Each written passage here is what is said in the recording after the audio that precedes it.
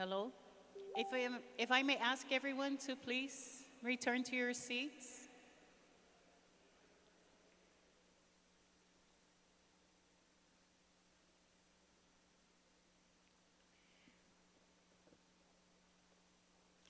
Ole a vai foi. Ele i o atu le isi tatu presentation. Ana i tuangane whaatonu. We have a special guest who is returning this afternoon to Tonga, and it is my honor and pleasure, and with utmost respect, I'd like to call him to come to the stage.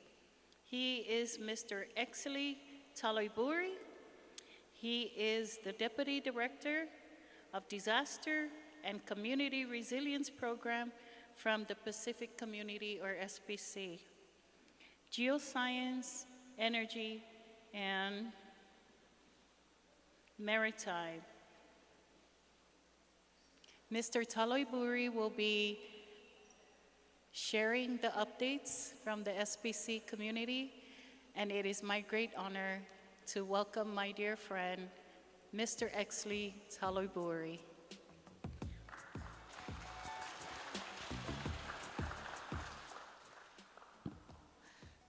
Thank you very much, Director Lisa, and very good morning to all of you, all protocols observed. I'm also privileged to have this opportunity. I note that my name is not included in the official program, but recognizing the importance of what the Pacific Community, or SPC, does at the regional level when it comes to disaster risk management, I am very grateful for this opportunity to provide you an update on what's happening at the regional level, and also hearing from yesterday the interventions and also the presentations this morning.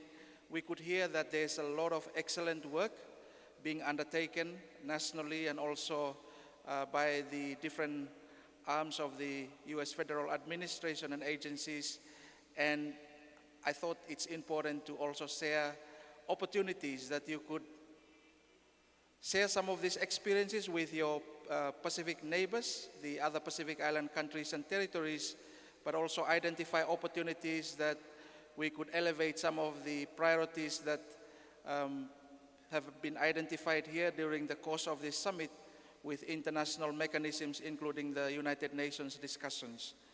Today, I will focus on a couple of things that is undertaken at the Pacific regional level. But firstly, let me acknowledge and congratulate Director Lisa and the Office of Disaster Assistance and Petroleum Management and the Government of American Samoa for your leadership in convening this third annual Disaster Resilience Summit. The theme that you've identified for this summit this year, our community, our responsibility, is timely, recognizing that Pacific Island countries and territories face multiple crises. And we are living a new normal. The latest science is telling us that over the next decade, we will experience more frequent and more severe disasters. For those of you that are not fully aware of the Pacific Community, or SPC, SPC is the largest regional intergovernmental organization that serves 27 member states and territories in the Pacific, including American Samoa as one of those 27 member countries, and also the United States of America. We support 20 sectors, 9 divisions, and our offices are based in Fiji, New Caledonia. There's a regional office for Polynesia, which is based in Tonga. We also have regional offices in Vanuatu supporting the Melanesia sub-region, and in Ponape supporting the North Pacific countries, or the Micronesian sub-region. I represent the Geoscience and Energy and Maritime Division, which is the lead division for disaster risk management. Let me now provide a quick update on a few things that's happening at the regional level. Our work in supporting disaster risk management is aligned to relevant regional collective actions under the climate change and disaster thematic pillar in the 2050 strategy for our Blue Pacific continent.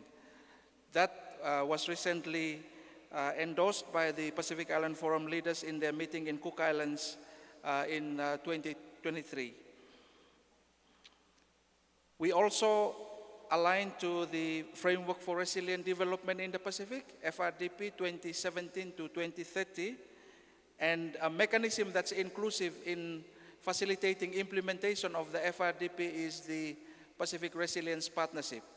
This is a partnership that's inclusive, it's a multi-stakeholder approach, and there is opportunity for American Samoa, including people from the community, to engage in this mechanism. We have a number of technical working groups, and we also convene a Pacific Resilience meeting every 2 years.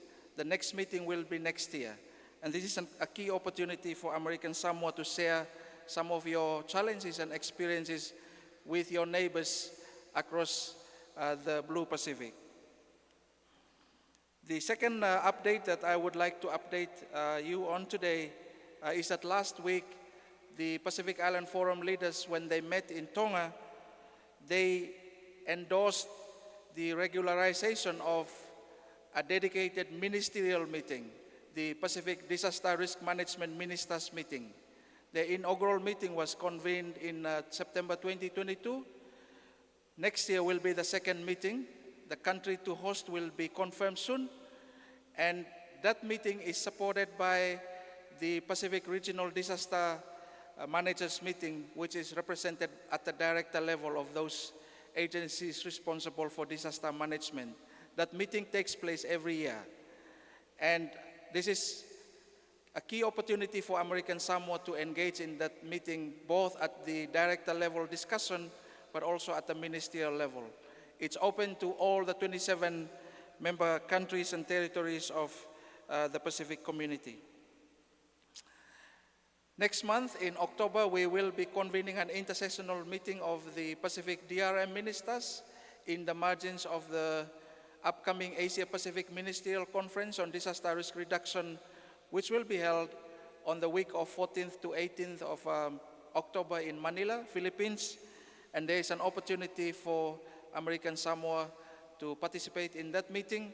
And on this note, I would also like to offer SPC support and funding assistance to the minister responsible for disaster management here in American Samoa, and also the technical focal point for disaster management here in American Samoa, should they wish to attend this intersessional meeting, and also the Asia-Pacific Ministerial Conference on Disaster Risk Reduction. The third update is that last week PIF leaders also endorsed for the first time a dedicated Pacific Ministerial Champion for Disaster Risk Management. We've never had a dedicated Ministerial Champion for Disaster Risk Management. Those of you that follow closely the discussions on climate change and disaster risk management, you will agree with me that climate change is regarded as the single greatest threat facing the Pacific. Disaster risk management, although is equally important, is perceived as the poorer cousin. And this is an effort to try to elevate both issues to the highest level of decision making in the Pacific. And hopefully with the role of this dedicated Ministerial Champion for Disaster Risk Management, this person will help all of us that work in the disaster resilience space to elevate the profile and the visibility of what we do to the apex decision-making mechanism that we have within the Pacific region. Second to the last update, SPC together with the Pacific Islands Forum Secretariat, we are also working closely with the directors of disaster management across the Pacific and foreign affairs officials to develop a Pacific humanitarian and disaster response coordination mechanism. Yesterday we heard about the response and how we coordinate the discussions by the private sector on the importance of communications coordination, how our humanitarian actors such as Red Cross responds when there's a disaster. At the regional level, we don't have a mechanism that actually coordinates those and enables the deployment of shared support when there's a disaster or a humanitarian crisis in any of our Pacific Island countries or territories. Through this, we will be able to have a mechanism in place that coordinates that, and American Samoa's input and contribution, building on your own experiences here, dealing with previous and recent disasters, would assist to ensure that that is informed by the collective Pacific Island countries and territories across the Pacific. The last update before I take my seat, Excellencies, ladies and gentlemen, yesterday we heard as well, access to finance is critical. It remains a top priority. The telecommunication companies identified the need for financing to ensure that they do their work more effectively. SPC has recently recruited a risk reduction finance specialist. This is a role that we want to work with countries, including American Samoa, to build capacity, but also bridge yourselves to the respective funding sources that are available in the disaster risk finance space. Samoa and Tonga, along with other Pacific Island countries, currently have national disaster risk finance strategies or policies. And we stand ready if there is need for similar assistance to American Samoa to offer this person to assist build capacity here and also look at having the necessary national policy framework to engage and access the international sources of disaster risk finance that's available. In conclusion, ladies and gentlemen, let me reaffirm SPC's ongoing support and commitment to the government and the people of American Samoa. The theme, as we've noted for this summit, is really, really important. And I would like to end that we are in this together. Together, we achieve more. Thank you very much.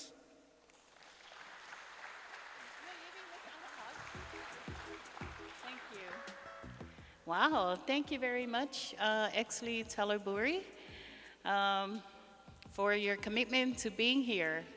And we appreciate your presence and your contribution. I would now like to introduce the next speakers. They are Director Tautasi Archie Soliai and Director Lefenga Fa'amau Asalele of the American Samoa Environmental Protection Agency.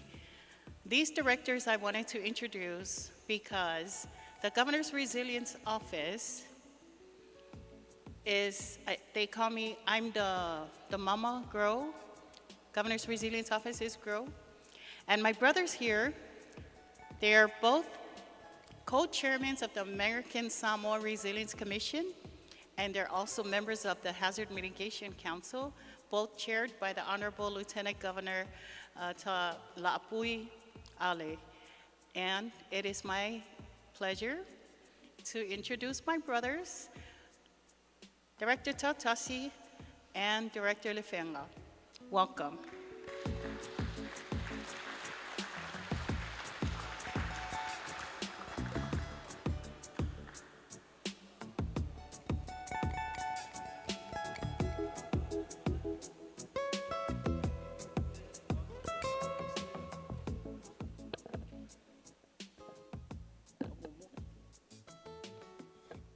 Thank you, Director Lisa. I think you owe us lunch for almost forgetting Lefenga's name. But before I begin, I just want to take a quick minute to thank Exley for the presentation and all the work that SPC continues to do for American Samoa. I acknowledge that, you know, there's been a lot of collaboration through the years, not only with DMWR, but with various other agencies. And I think as a member, we are now members of the forum, an associate membership of the forum leaders group, and that opens up a lot more opportunities, I believe, for American Samoa. So we're happy to hear you speak to that, and I just want to take that brief moment to thank SPC for all the work that you've done. All right, I'm going to try to make this short, and I want to, first of all, thank Lisa for inviting me. I missed the first two summits because of conflicts of schedules, but I'm glad to be here this time around. Just a little bit about the Department of Marine and Wildlife Resources. This department was created in 1987, and our mission is to preserve, protect, perpetuate, and manage the marine and wildlife resources of American Samoa. When we talk about resilience, yesterday and today, for the most part in the morning, I've been hearing a lot about building, building smarter, but there are other aspects to resilience that are seldom talked about, and those are conservation and restoration. So this presentation today is going to talk a little bit about the conservation efforts that DMWR is undertaking or has already initiated. But I want to start off with this short video. It's about a piece of property not too far from here that we've been working to conserve. In the Pacific's heart, where sun meets sea, lies Naumati Forest, God's creation, wild and free. A 27-acre testament, nature's grand design.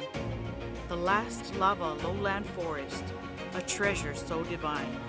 For 30 years, experts roamed, revealing secrets, nature's poem.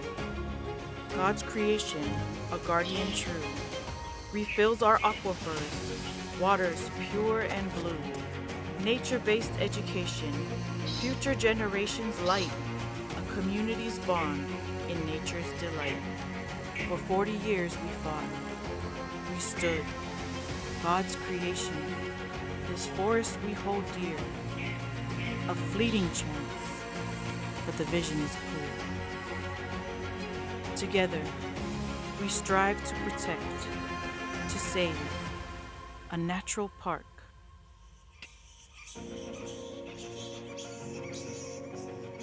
Let us stand hand in hand. Protect Naumati, this sacred land.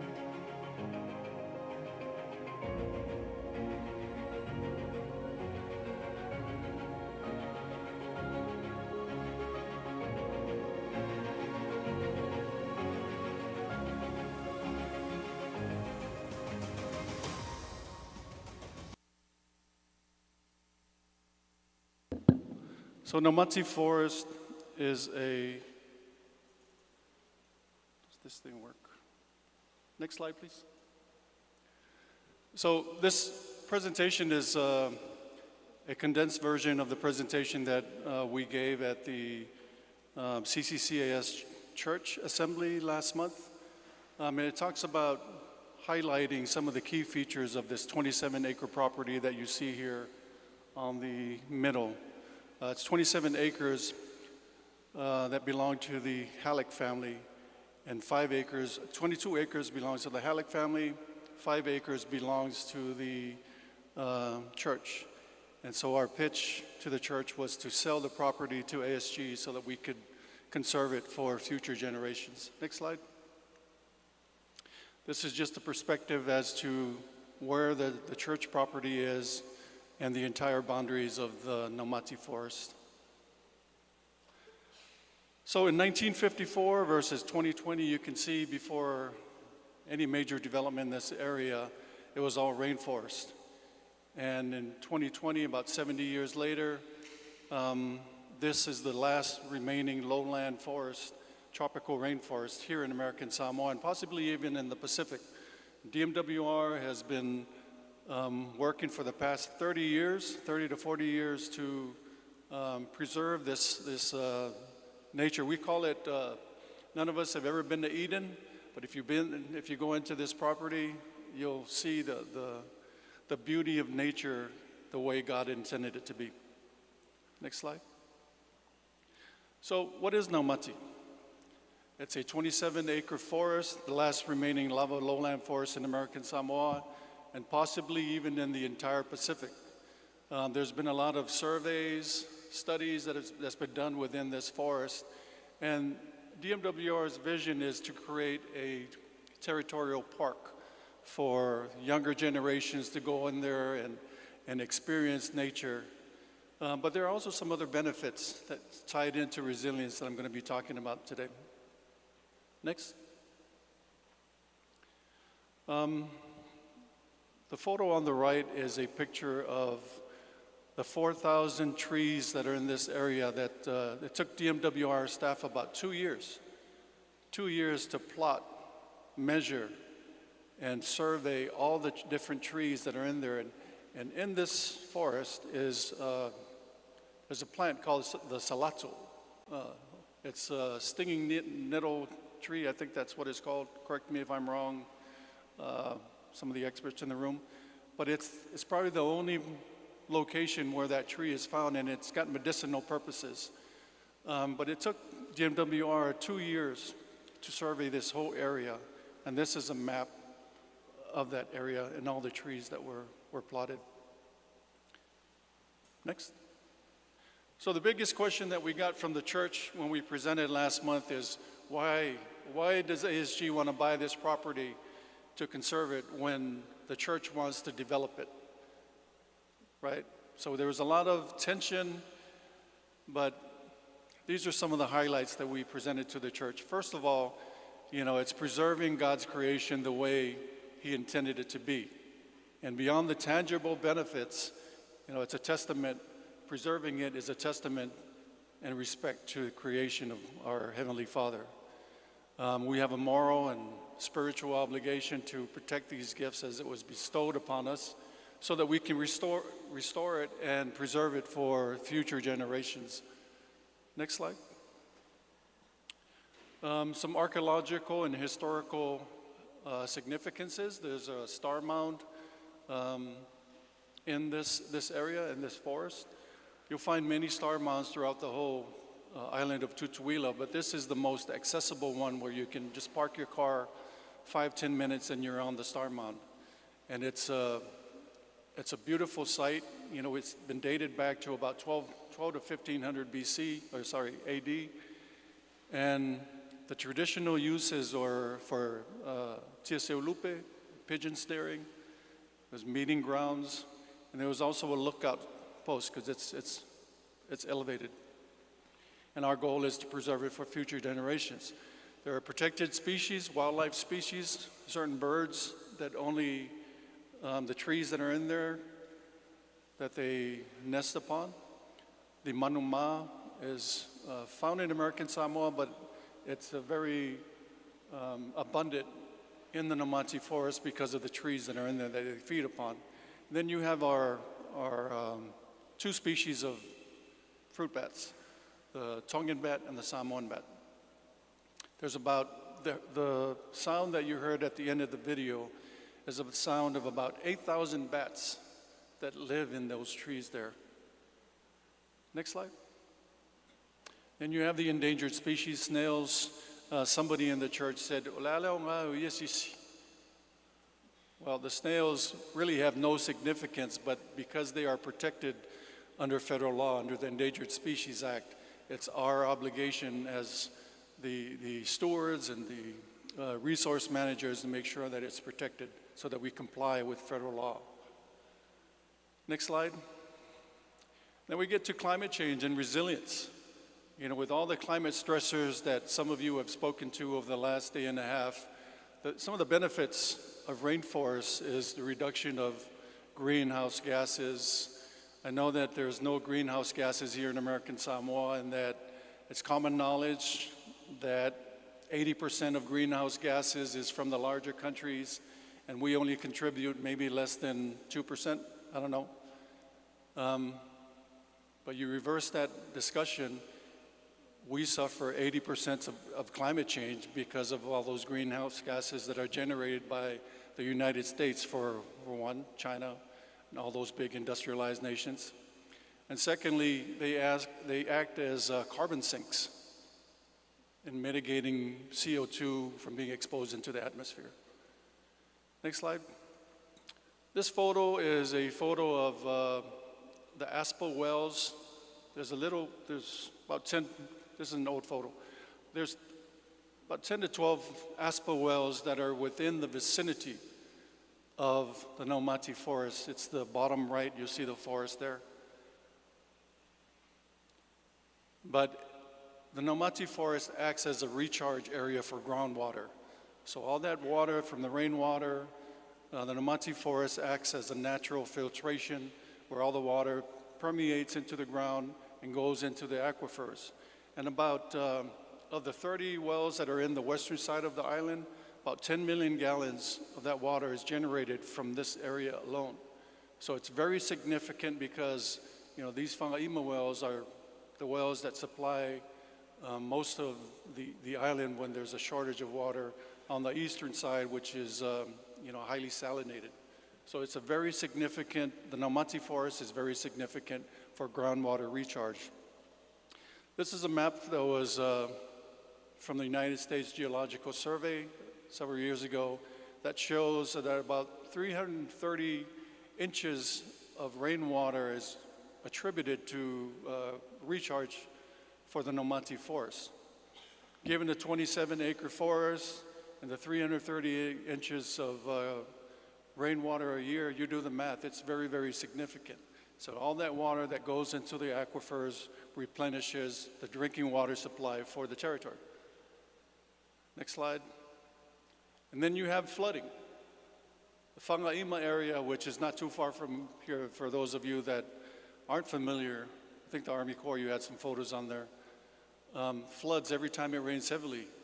And the Naumati Forest is very significant because if it wasn't for the Naumati Forest, a lot of the water that isn't filtered into the ground could make this worse, or even these areas could make it worse. So it's a natural flood mitigation for this area and making sure that, you know, floodwaters are mitigated because of development and construction and everybody hardening the surfaces like parking lots. Next slide. I wanted to take also this opportunity to highlight some of the other conservation activities that DMWR has taken over the last year. One of it is the designation of coral reefs as critical infrastructure. Governor Lemanu signed this into law last year, I believe, and it basically identifies coral reefs as a natural critical infrastructure. Now what that means is, you know, it opens up an opportunity for the territory to apply for federal assistance for projects that are for coral restoration for eligible projects. So this is very significant. The other jurisdictions that established similar laws or legislation is Virgin Islands, Hawaii, and Puerto Rico. So we're number 4 in the nation and number 3 as far as territories. Next slide. And finally is the moratorium on deep sea mining exploration. We felt that it was very, very important that more information and the preservation of our marine wildlife resources is undertaken. So we're glad that the governor signed this executive order just last month, in July, I believe.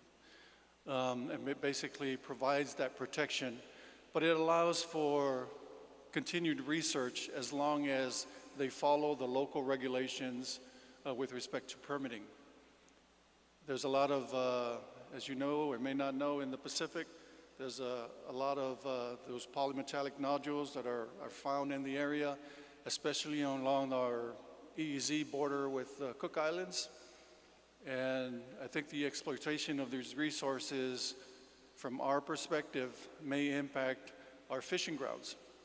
And there's a lot more information and research that needs to be done, so just wanted to share these highlights with everyone. But if you have any questions, I'm available to you during the break. But this time I'll turn it over to Director Famau for his portion of this presentation.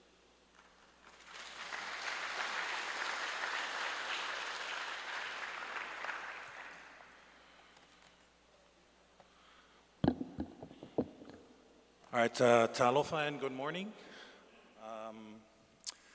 My name is Famawa Salili.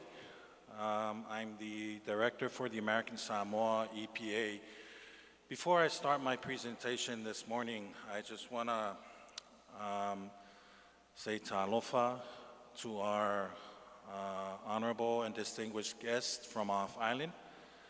And not only that, from the region, to include our family, federal families that are here today, and especially our private sectors, our non-NGOs that are here, to include our uniformed military servicemen and women that are here with us today. Thank you for your service to our country. And I also would like to recognize the various government entities that are here with us today as well. All right, can you put up my first slide? I was asked to do a presentation on the recent passage of the polystyrene foam.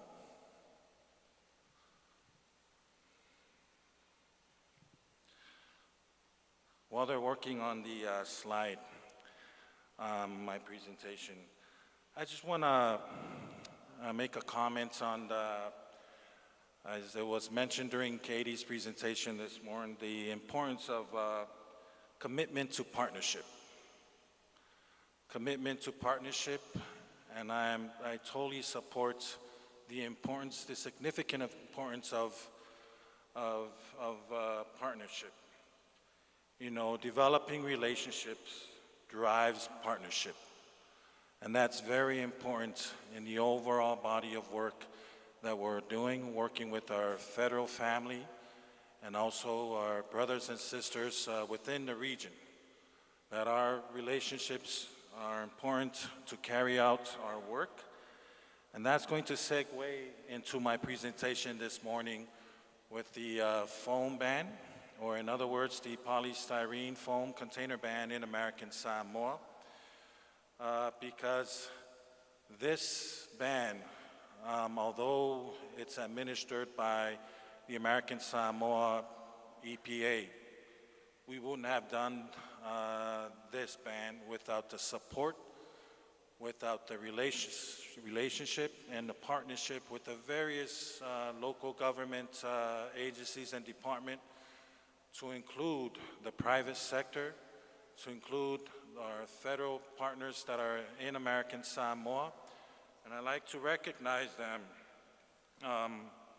Most of them are resource agencies and departments, DMWR, DOH, DOC, ASCC, ASPA. Then we also had the full support from our Chamber of Commerce, from Fina Finau, PISIS, National Park Service, to include NOAA NIMSIS. We're very grateful for their support. This was important for us to partner up with them and to also engage them to garner their support with this ban. Next slide. So, how do we connect? What does styrofoam ban have to do with resilience? To me, the way I see it is commitment. Commitment. With this ban, what we're saying is that we're committed today and into the future. What we're saying is that we are committed to reducing and minimizing non-biodegradable container products from polluting our lands, our water, our marine life, and our ecosystem. That's a commitment. What we're also committing to is, we're also committing to a resilient environment. We're also promoting, promoting compostable materials to enhance our ability to withstand natural disaster, and so that we can maintain our healthy ecosystem that access natural barriers. These are some of the very important areas that we had discussed to drive home the importance of banning styrofoam in American Samoa. And then we also have some of the community benefits by reducing foam waste into our landfills. What we're committing to is lowering our greenhouse gas emissions and easing waste management and support for circular economy and increasing the island's resilience from future challenges. That is a commitment that we have from a resilience standpoint, and also strengthening our resilience when it comes to waste management in American Samoa. Next slide. So I wanted to bring up, also include plastic shopping bag ban. That was, this was a legislation that went into effect, passed in 2010, and is still in effect today. This is a commitment that we have, not only changing our behavior when it comes to using plastic shopping bag ban, but also to promote a more greener way of approaching waste, and for us to have options that promote a greener way of living. So we do have the, go back please.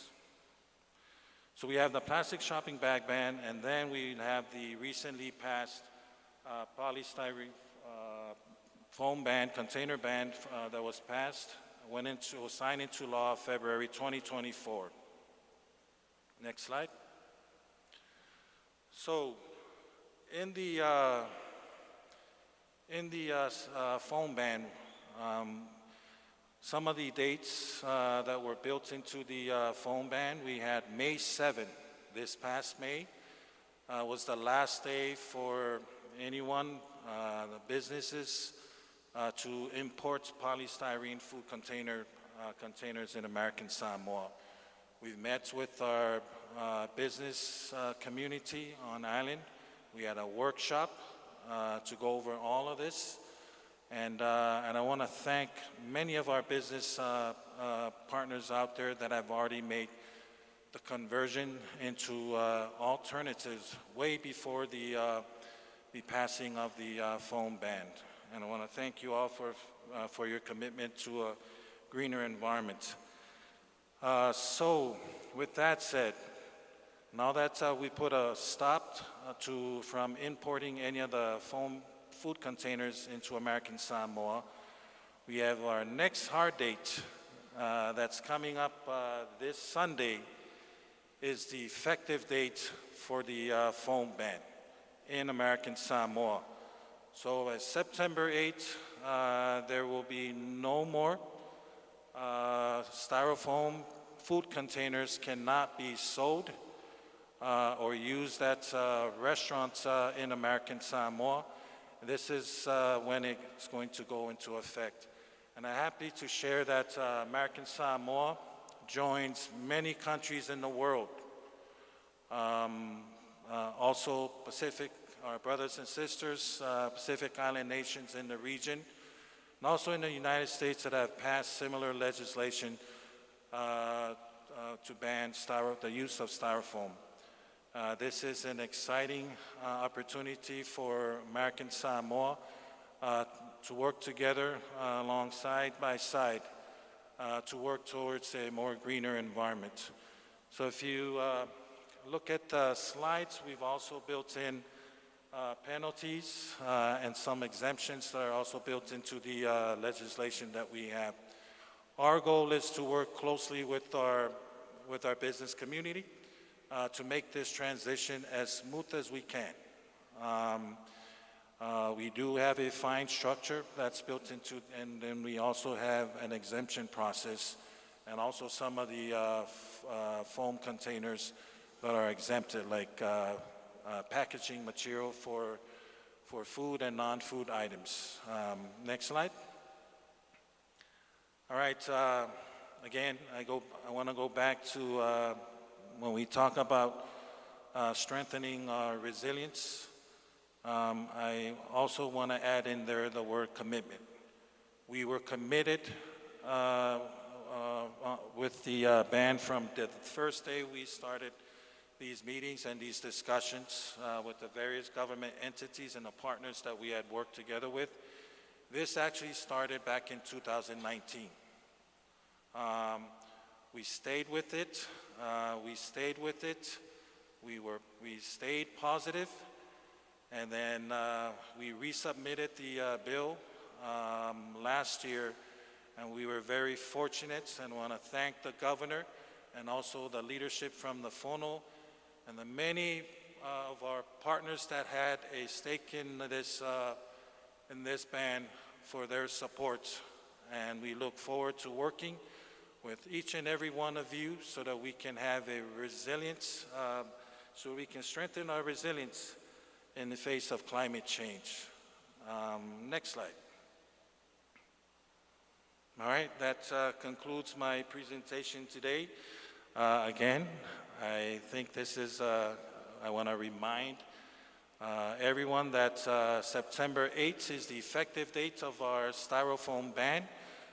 We currently have our staff working on a lot of outreaches out there in our community, our radio talk shows, and also through our Facebook, our website, to make sure that, that we have a smooth transition. Something that we also learned with the plastic shopping bag ban. It takes time, and we're open to working with our community to make it a smooth transition. Malofa taitele, soifua maya manuia.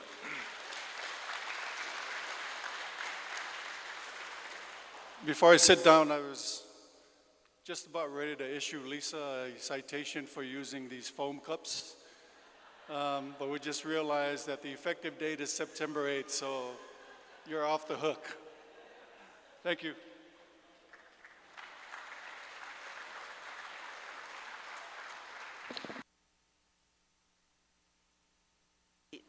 He took my speech. I was going to announce that. Next year, we invite you to our Disaster Resilience Summit with no foam cups, September 8th. Thank you, Director Kaukasi and Director Lefenga, for your presentation. We thank you for your support, commitment, and collaboration as we work together to promote resilience strategies in our community. Up next, we have two panel discussions. If we could invite our panelists to the front, it would be ASCC, ASNR, if we could, ACNR. If I could invite Director Alfa'i Ropetsi to introduce the people that will be representing, and also Deputy Director Siawini Ta'ala.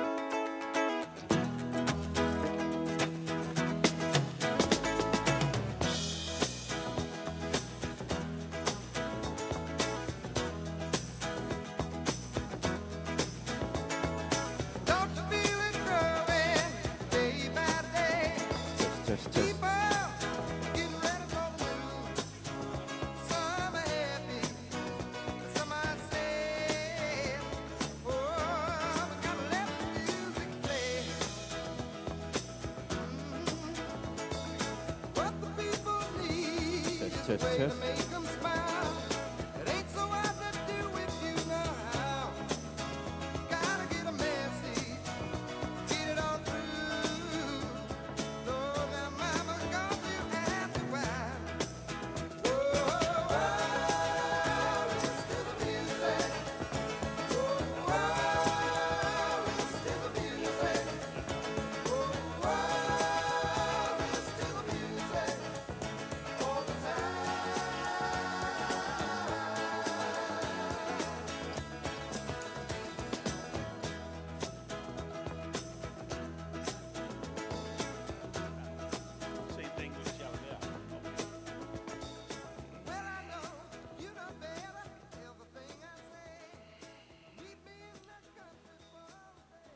Tas. O le a le lepa ia whaawatiu vasa masilia. Pe o le upu e whai le whaiva o le a lele ala ingel tai. Ma o whatulo watu le pa ia o le malu. Pa ia o le whainga malo a Amerika Samoa i lon tafitolu. Te nane foi le pa ia maualunga o tātou uso a malo mai le whainga malo whaafetarale a le United States. Le ngata foi lea pa ia mai le Pasifika. Lea fio mai le fionga i a rātū tonga ni malu. Ia ai maise le mamalu o le au fia. Mamalu o le au whainga luenga ua tātou whātasi. Ai maise le au whai pisinisi. O te whātulo watu. Whaftai tele le fionga i le whātonu, lisa tua toa mo le avanoa. E whaalau i loa atuai, sui o le kolistu whātasi. I panel se lua ia o le aso atuai. Ia e whapea nā fo lesi panel on tolu le muli muli mai. Pea whai utau no mai ti alvea, whamul mole.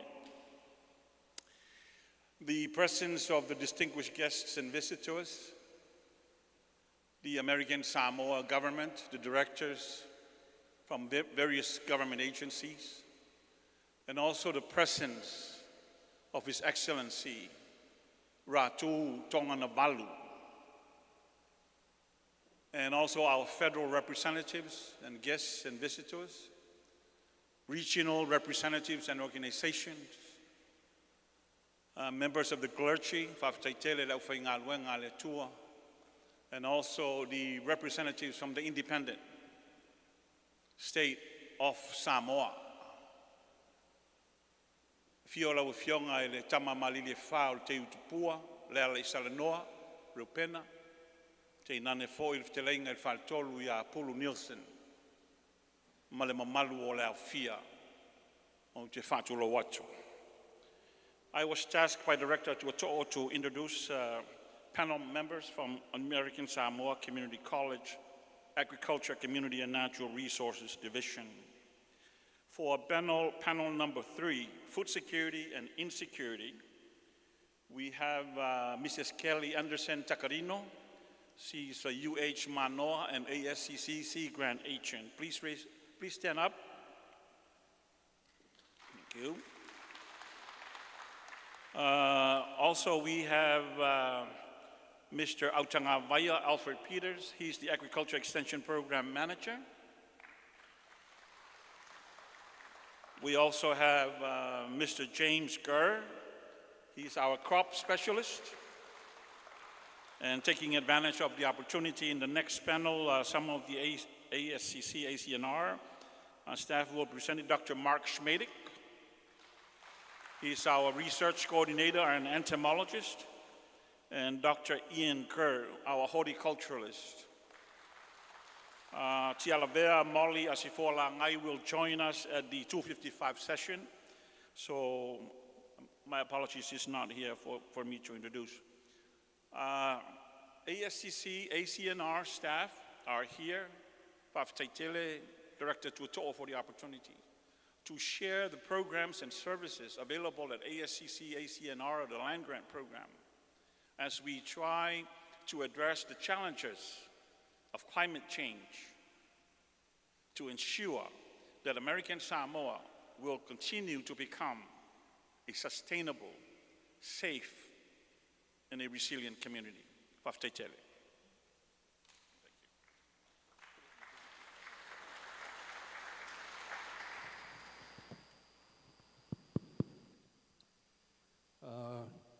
Mawalungal ni yaso yo tfatulo. Distinguished guests, welcome to American Samoa. I think I don't have to stand because technology provides my photo perfectly. But my name is Sengi Siauini Ta'ala.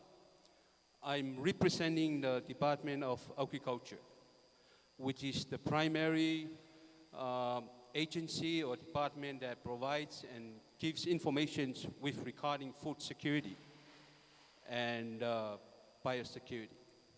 Okay, thank you.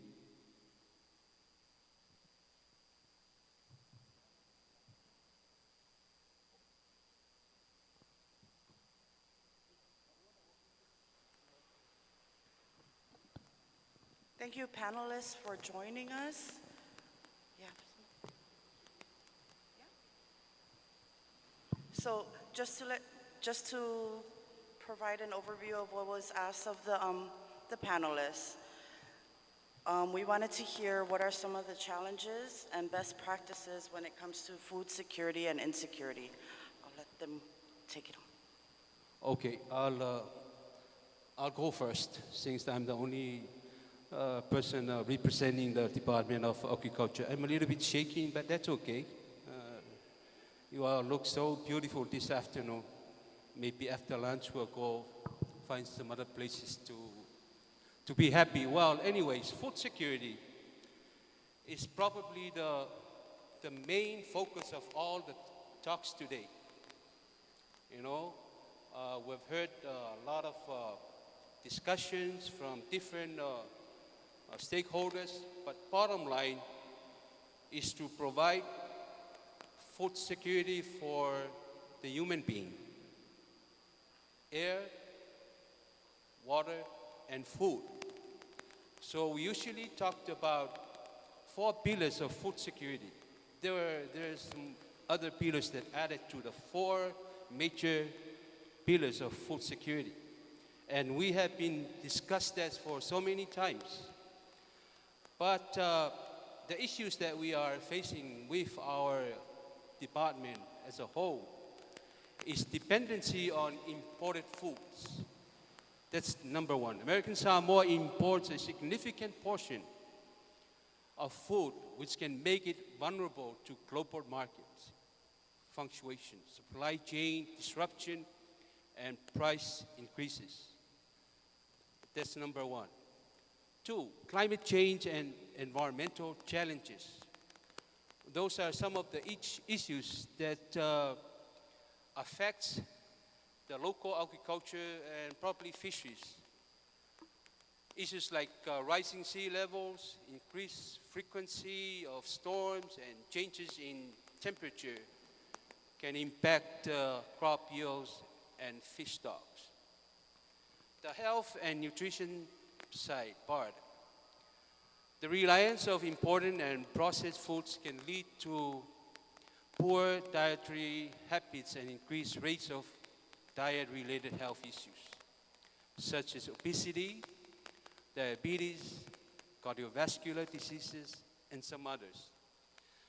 But mind you that eating a healthy and balanced diet is very expensive. Very expensive. So how can we address eating healthy? Because many of our families, if we don't have, I'm talking about the economic side, the dollar value to buy the local foods, as we say, eat local, buy local, live local, sleep local, and everything local, it's very expensive, I tell you. You go out and see the stalls on the road. If you want to get like a pumpkin, cucumber, corn, taro, banana, and so forth, it's very hard to get a bundle of taro. It's $20 or maybe more than that. But when we get the taros and some other stuff from our island, our neighboring, it's less expensive. So what is the remedy to address eating local, which is, we say, it's a much healthier diet, eating local fish and starts from our lands. We need to promote, educate, and help out farmers in a territory to ensure that they have food on the table, they can afford. That's what the Department of Agriculture is doing. We're trying to help out the local farmers engage in sustainable farming, because Every family has a backyard. They can grow local food, cotton, vegetable, and so forth. We give out hydroponic units and even some other products to help out the farmers, grow local and buy local and eat local. It's difficult. It's not easy. We can talk the whole day about food security, but if we don't work together as a whole family, just like some other presenters said, it is our collective responsibility to feed our own people. Bottom line, the human being has to have everything he or she wants to have. I can provide later on information if you need, but for my time, I will yield time to the ASCC land grant.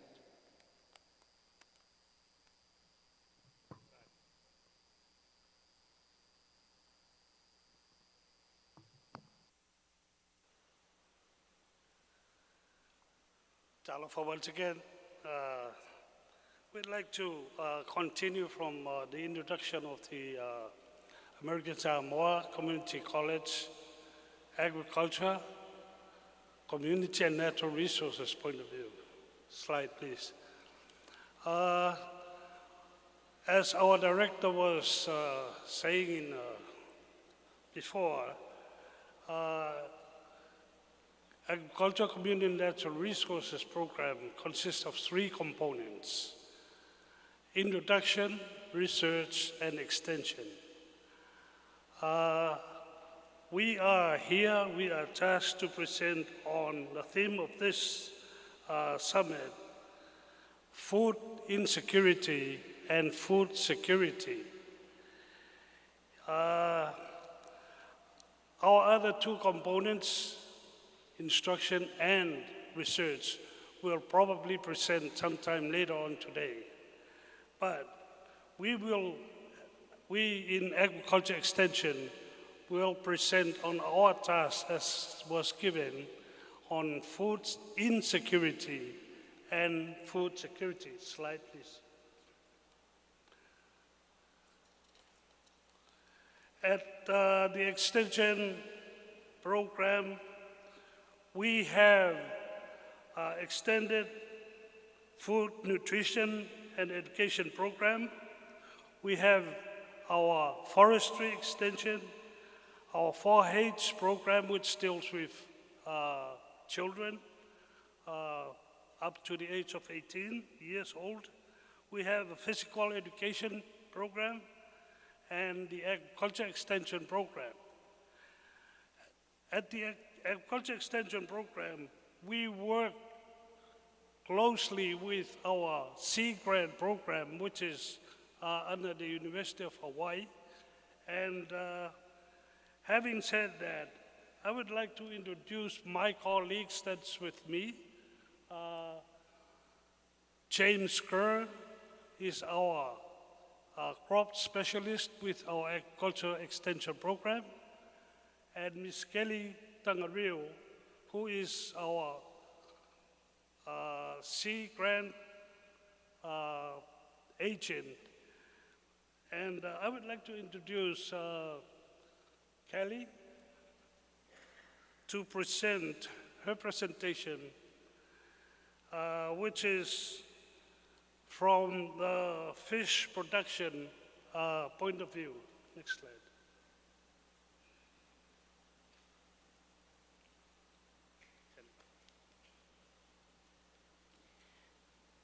Talofa, it's great to see so many faces here again, so many friends, new and old. As Tunai said, I serve as our American Samoa Sea Grant Extension Agent, and I'm based full-time at Land Grant, and here to support lots of different areas. So Tunai asked me to speak a little bit about the intersection of a couple areas that I work in, sea level rise and food security. Next slide, please.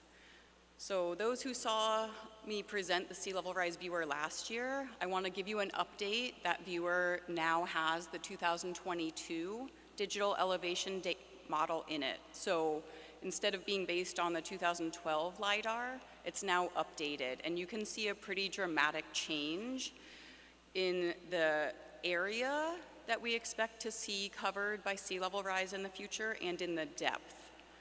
Because again, a lot of our sea level rise here in the Samoan archipelago is driven by subsidence from those earthquakes.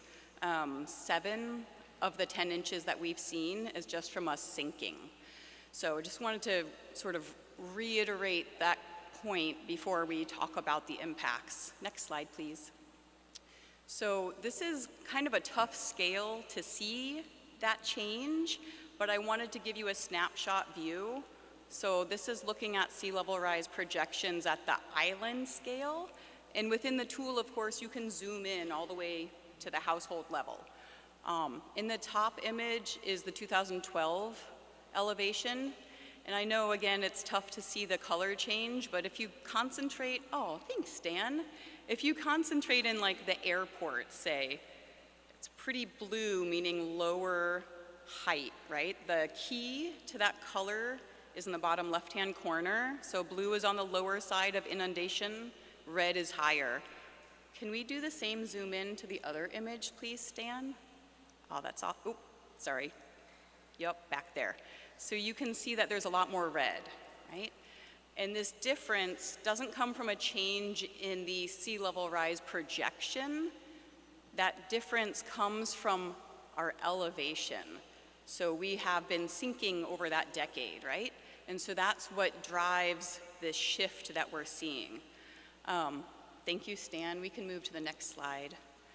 In Aunuu, who we all know has been suffering growing impacts from sea level rise and wave erosion, I think the impact is pretty obvious even at this scale. So again, the top image is from the 2012 elevation, and the bottom image is from the 2022 elevation. And everybody who's been out there and has walked around the Taufusi area or the quicksand area, you've seen that very iconic image of a salted out forest, right?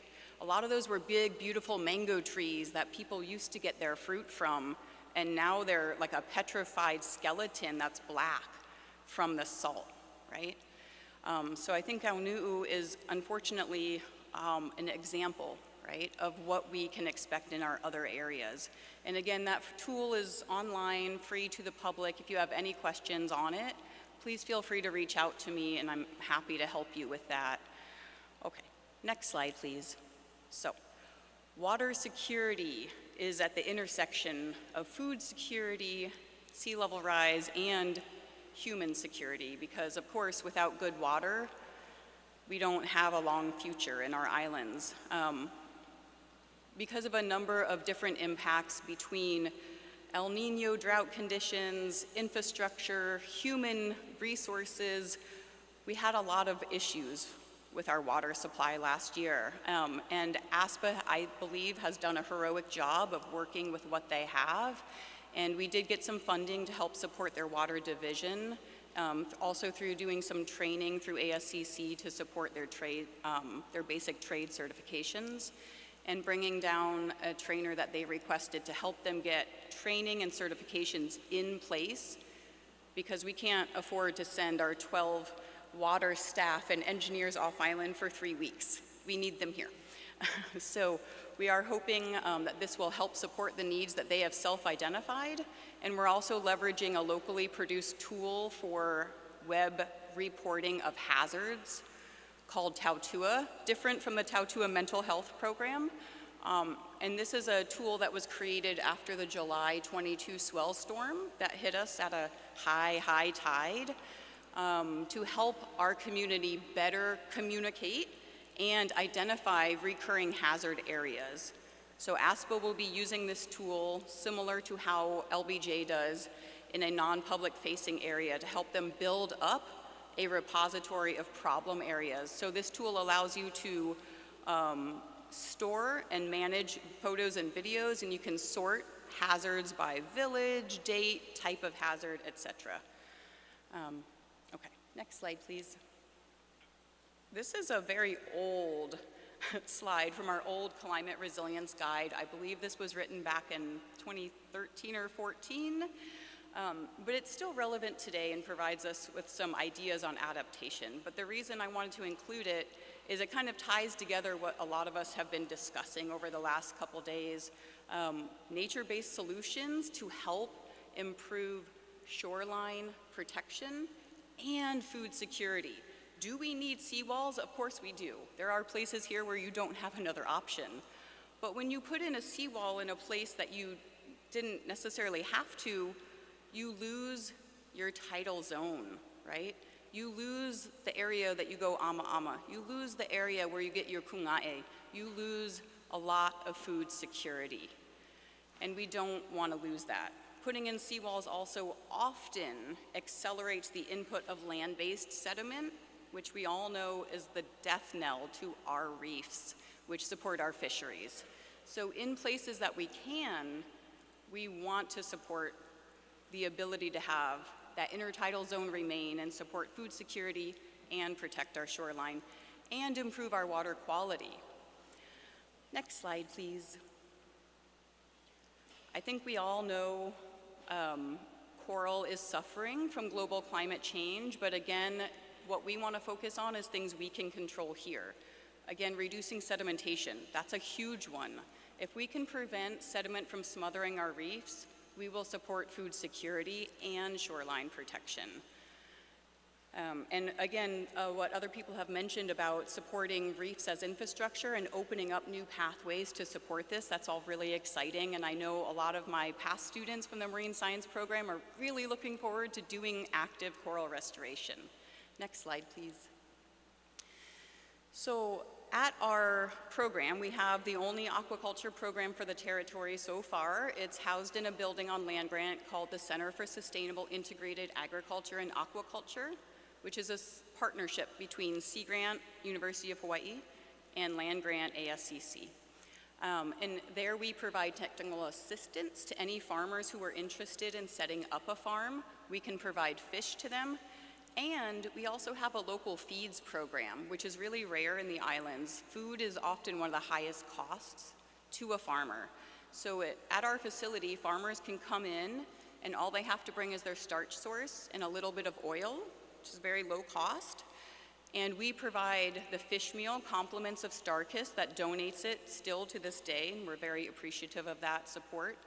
And then we have the machines there for them to make the feed and bring it back for their fish. And what we've learned over the years is that the gap between the price of frozen imported tilapia from China has declined dramatically. And that's been really good because that means that local farmers can now sell their fish at a competitive price. And we did, thank you, Stan, we did a small test marketing attempt 2 years ago, and we found that these fish did sell out very quickly and that TSM really wanted us to give them more. So I think there's an opportunity for local farmers who are interested in selling fish, but again, it goes back to the water question. What is your source of your water? Is it village water? If so, you're good to go. That's a wonderful source of water. Are you relying on rainfall? If so, it's hard to get a tank in American Samoa to catch that rainwater. So that's an area that we could come together and support through food security and water security. If you're relying on ASPA water, you can do that. But again, you need a tank to let that water sit and off-gas the chlorine before it goes to your fish. And there is some funding to support beginner farmers who are interested, if they already have hydroponics, in trying to transition to see if they're interested into aquaponics, complements of CTSA. And we also provide support through Land Grant, again, at coming out to your land, helping you think through what your options might be. And so if people have any questions on aquaculture, please feel free to reach out to me or my coworker, Francis Leato, at the aquaculture program. I think the next slide is the last one. And there's my contact information. I think next up is Simi.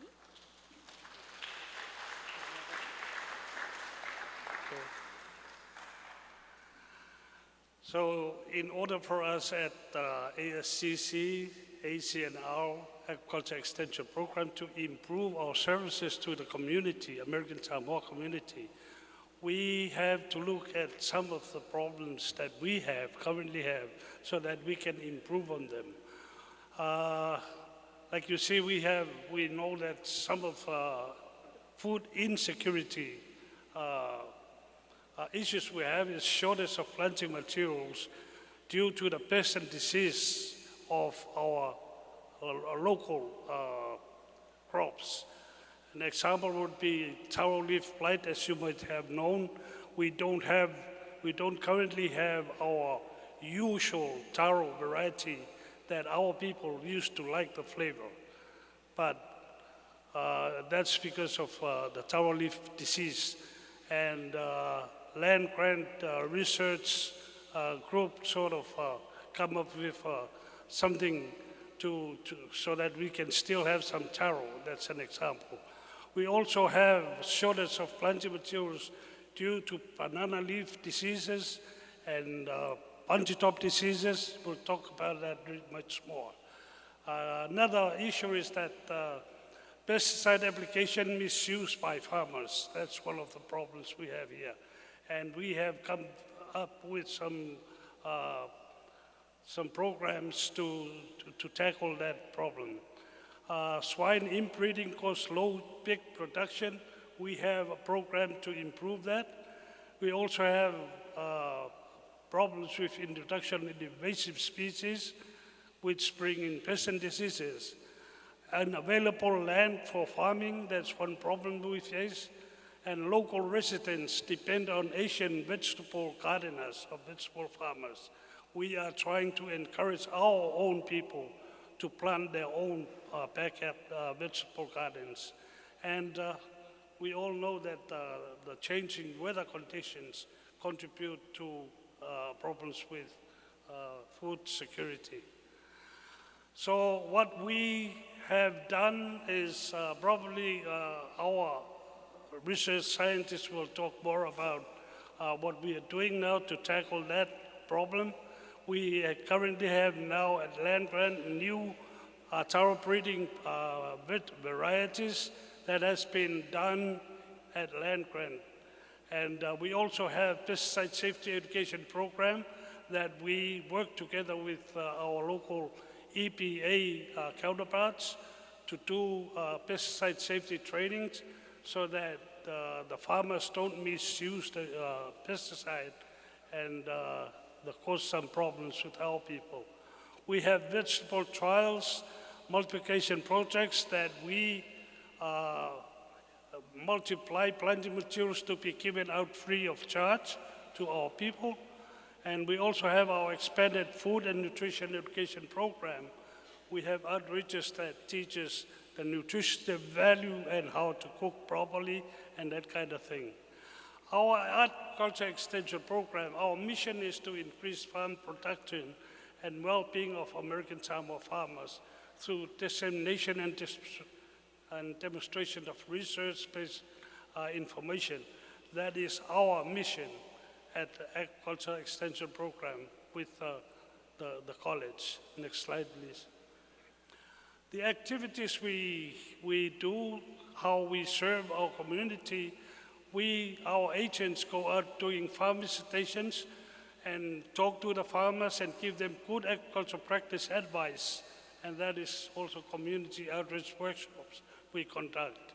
We have crop production demonstration projects on campus where we multiply planting materials to be given out free for our people so that they can have access to planting materials.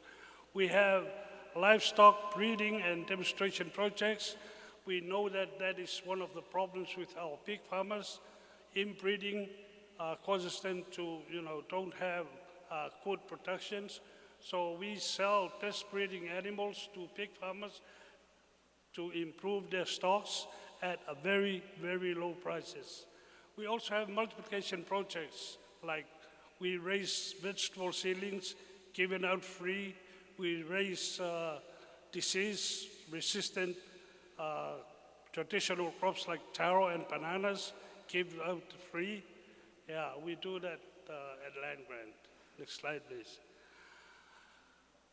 In collaboration with our local EPA office, our extension staff conduct pesticide safety trainings to certify pesticide applicators in accordance with the USP law and regulations. We do that every 3 months, but in between those, we also conduct special trainings for companies that use pesticides, and we do that in collaboration with our local EPA staff. And the main purpose is that to avoid pesticide misuse. You must have heard on the news and on newspaper like 2 or 3 weeks ago that our local EPA sort of cited an Asian farmer that they misuse pesticides, where they spray the pesticides that are not meant for vegetables, and we are sort of very, very much concerned with that. So yeah, at the end of this presentation, I would like to challenge all of us, because it's all our responsibility to spread the word that we need anybody that apply pesticides to attend our pesticide safety trainings. Our trainings are done at the land grant conference room every 3 months, and it's free of charge. But it seems like all the pesticide applicators do not want to participate. And I encourage all of us to spread the word that it is very important for any pesticide applicator to be to attend those trainings. We also have a program called Progressive Agriculture Safety Days in School. That's what we do. We go out to the schools, and our mission is to provide education, training, and resources to make farm life safer and healthier for all students in the communities. Our target for that program is students 5 to 14 years old, especially in elementary schools. We do that like 6 to 7 times a year, school year. Activities include chemical safety, food safety, animal safety, and tools safety. Those are the subjects that we put to the students. Five title lava. And please, if you have any questions or any requests about plants and materials I was talking about, they are free of charge. You can come up to the land grant. Just bring lunch. Thank you. At this time, I would like to invite the Director Tautasi from Marine and Wildlife Resources, who will also be joining the panel.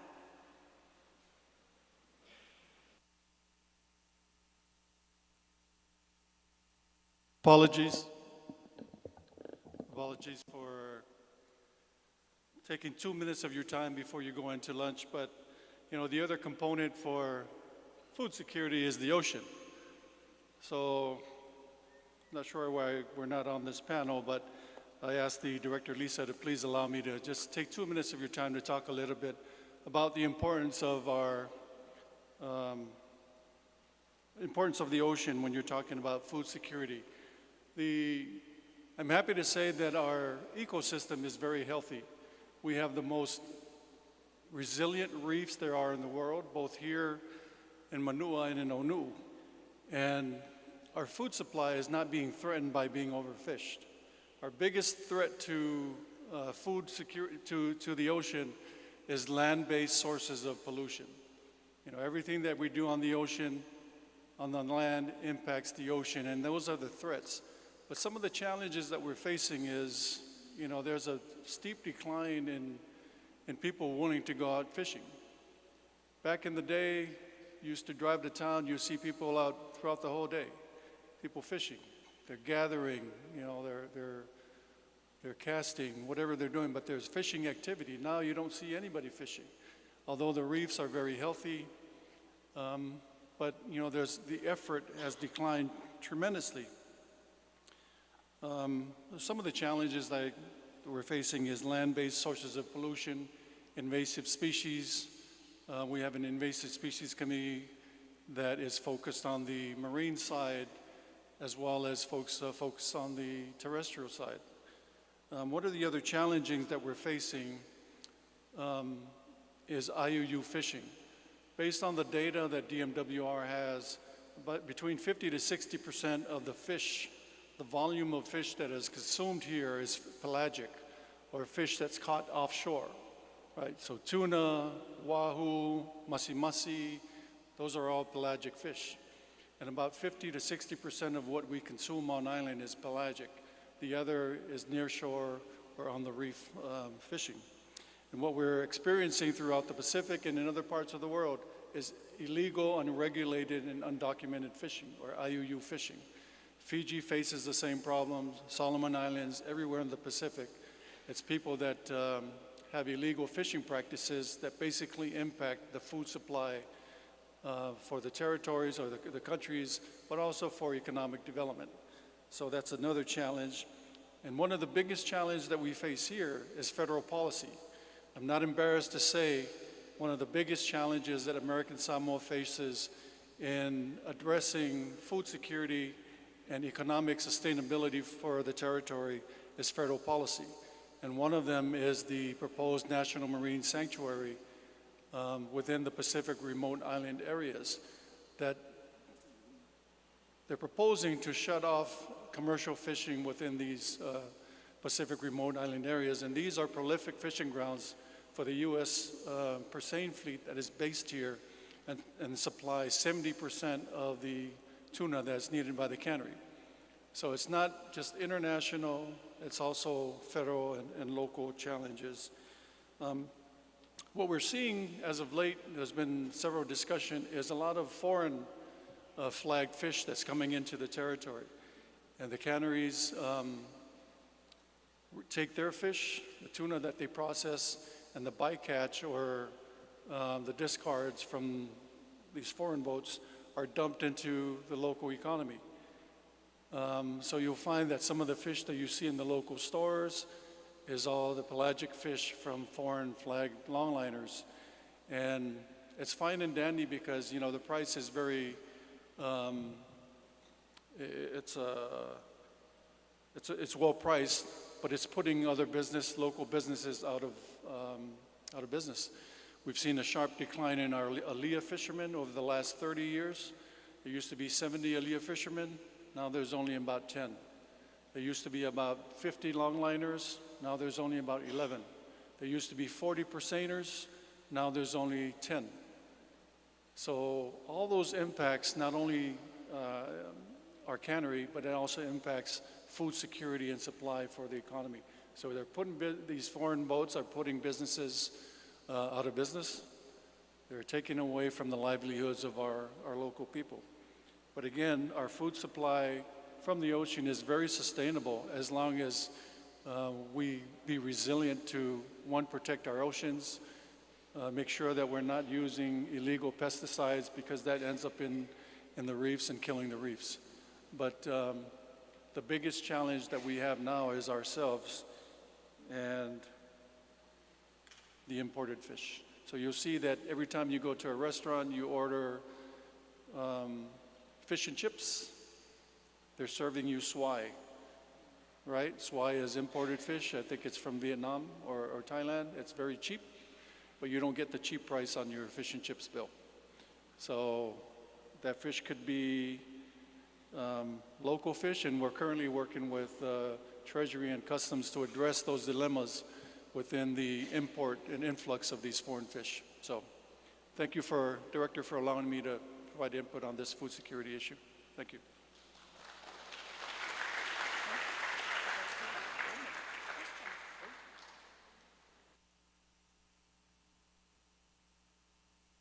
Thank you, panelists.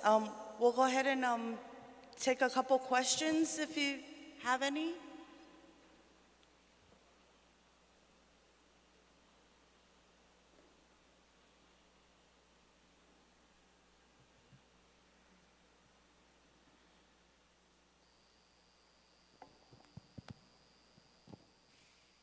Hello. I have a question related to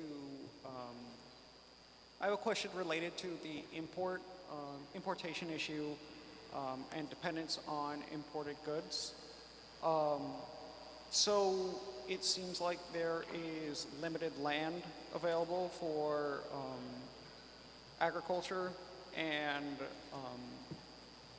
with development also happening, that's going to continue.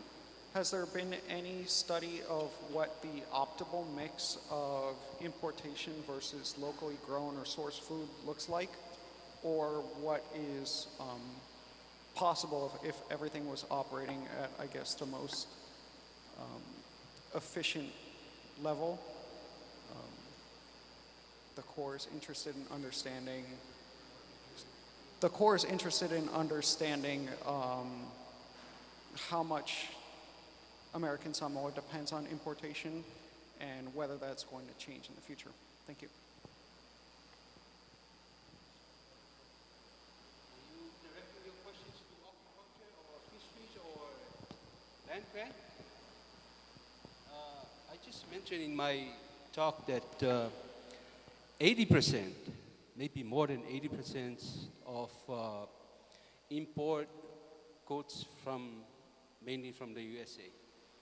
But only a few, like 1-2% from a neighboring island. But as far as imports of all the frozen and probably all the foods that we consume in the territory, maybe 80+% imported from United States, New Zealand, and just a little bit. From the fisheries side, I think your question was both agriculture and fisheries. From the fisheries side, between, like I said, 50 to 60% of the fish that's consumed is pelagic fish. But that's based on the commercial receipts data that we get from all our vendors. It's not capturing all the other seafood that's imported.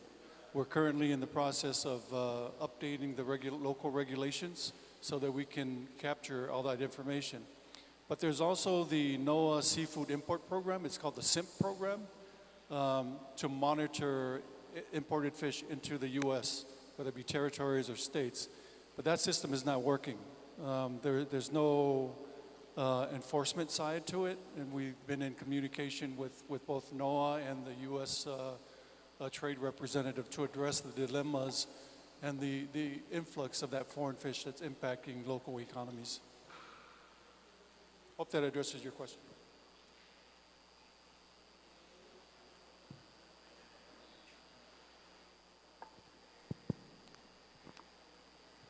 Talofa, Michael Kern with FEMA. I recall during some past disasters that when USDA declared a disaster declaration, local farmers had difficulty accessing those disaster programs because many couldn't provide the documentation or show commercial farming or receipts enabled to make them eligible for those. Are there supports through land grant or Department of Agriculture to support local farmers in that kind of documentation to make them eligible for the disaster programs through USDA?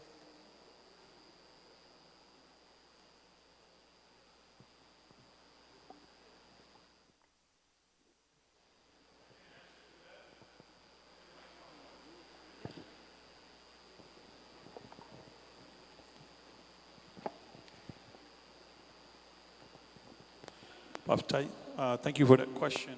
As touched earlier, the land grant program has three components: instruction, research, and extension. Under extension, we have educational programs. An outreach program is a challenge. You know, having those farm records, teaching farm management, not only from the academic side, the formal side, but also going to the non-formal side, dealing with farmers. So the challenge is the buy-in from the farmers. But we provide that service, educating them how to take records, which is a challenge with the federal government because they want to look at the records. So we have that service available from our extension programs, providing those workshops, non-formal, and also we provide the workshops in a formal setting. But I agree, there's a challenge because the buy-in from the farmers. Sometimes they say, but we have to I want to touch on the comments from yesterday and today. It's the involvement of the community. So it's important that the involvement of the community. I heard another, well, let me take a step on the other one. When it comes to land accessibility, I think my friend in the front asked that. The challenge with land accessibility, American Samoa land tenure system, it's a very sensitive issue. And if you look around, if you look at the slope, accessibility of the lands, and some of the farmers are going up, but also under our forestry program, we're working on developing ordinances to prevent them from farming beyond a certain height. But again, it's a very sensitive issue, communal land. If the chief does not want you to farm, sorry, you cannot farm for whatever reasons. So, but again, the involvement of the community as being presented yesterday, the commitment, the responsibility, the involvement of a community, our community is our responsibility. Our responsibility is our community. Thank you. Just to add on the questions, I could hardly hear the questions, but I'm basing my answers to the Fai's answers. I believe all of us agree that we don't have to work in isolation. When we talked about food security, it's all of us. So, like I said, our end at the Department of Agriculture, we were entertaining the accessibility, the sustainability, and the availability of all the foods in the territory. So we're trying to tackle everything, but our end, we're trying our best to educate the public and the farmers to traditional method of growing crops and try to engage in growing foods that are available on island. Thank you. My turn. This is a question for our Sea Grant, Sea Grant.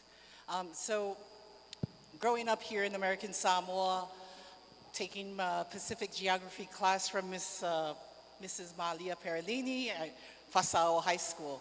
I remember we've been taught for years that our island is sinking, and then you showed that really nice, your PowerPoint presentation and your graph of Aunu'u and the need for seawalls all around the islands. But because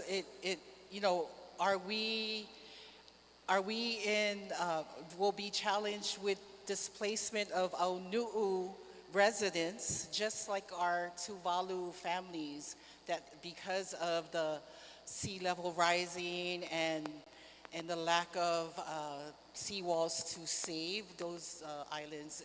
Do you see that, and how soon? Because, when I was taught this, that we were sinking, I thought I wouldn't be around to see it, but I think, some years later, it's visible here locally. So could you elaborate? Yeah, thank you for the question. So first I'll say that yes, our islands have been sinking before the earthquakes in 2009 that generated the tsunami. It's the rate that's changed. So we were at like 1 to 2 millimeters a year, which is a normal old island rate of subsidence. But then it accelerated to about 16 millimeters a year. So that was the change that happened with those two big earthquakes that caused the tsunami. And then about your question for seawalls in Aunu'u, I'm really sorry to say, but a seawall will not keep the water out. It will just protect the shore from the waves. The water will come up through the ground, right? So that's what we're already seeing in the Taufusi and Aunu'u. It's getting saltier and saltier because of that. And that's impacting some of the wells that people have. Anybody from Aunu'u who might want to share more? I don't want to speak for people who live there, but I know that the challenges are real and that they have been asking for seawalls to protect from erosion for sure. And then as far as the question of displacement, I can't answer that. I can say that people say they want to stay there, And I know about a decade ago, some people in Aunuu were in conversation with ASPA to see if they could move infrastructure uphill some because they already saw the signs. Yeah. Thank you.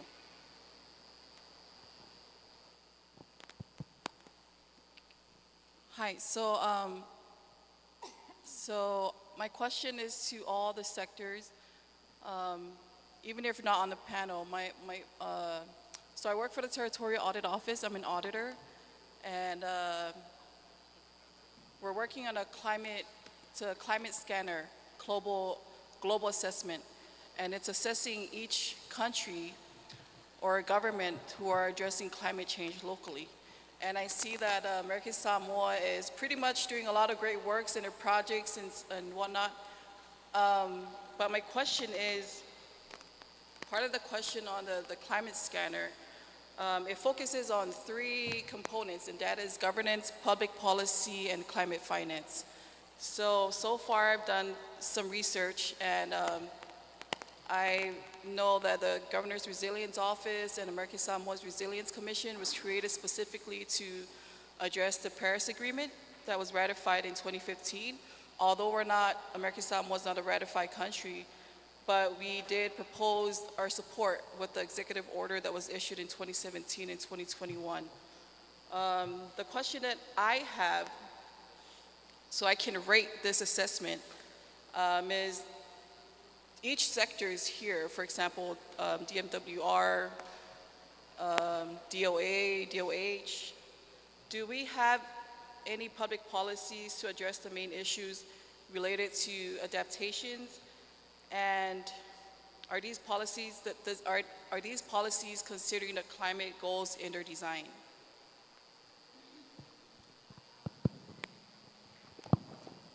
I can answer that first from the DMWR side.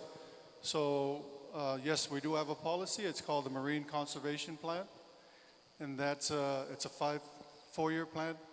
The governor just signed it and sent it to NOAA, I think it was a month or 2 ago, which renewed it until the end of 2027. And within that plan, it sets all the objectives and goals towards what you're talking about. It's a public document, so if you're willing to review that, we can send it to you, or you can find it online. I think it's on the NOAA website. Thank you, Director Tautasi.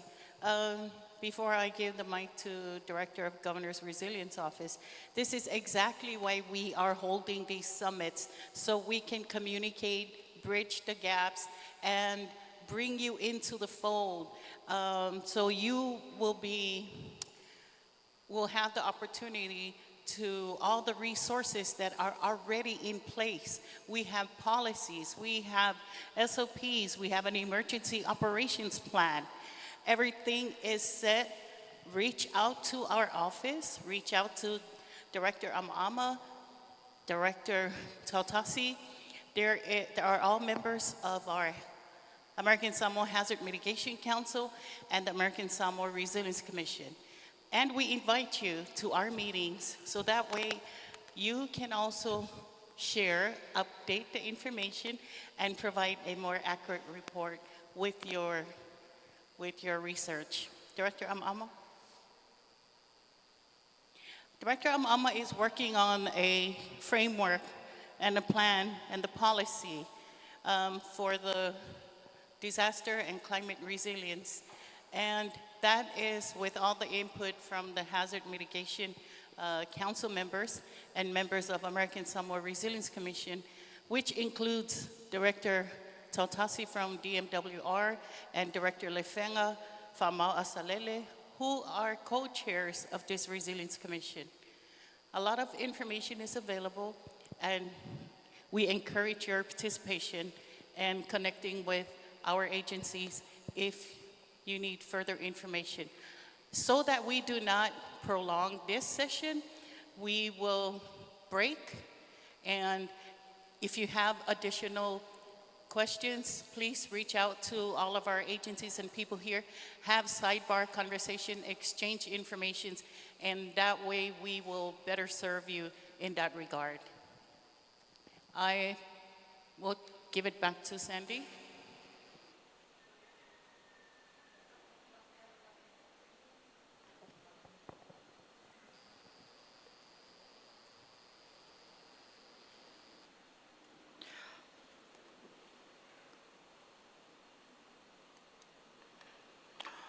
Thank you, everybody. Thank you, panelists, for highlighting our strength. Oh. Test, test. Thank you, panelists, for highlighting our strengths, weaknesses, and factors that affect our remote community. We thank you for bringing the information and also the resources that we have to the table so that everybody can share the information.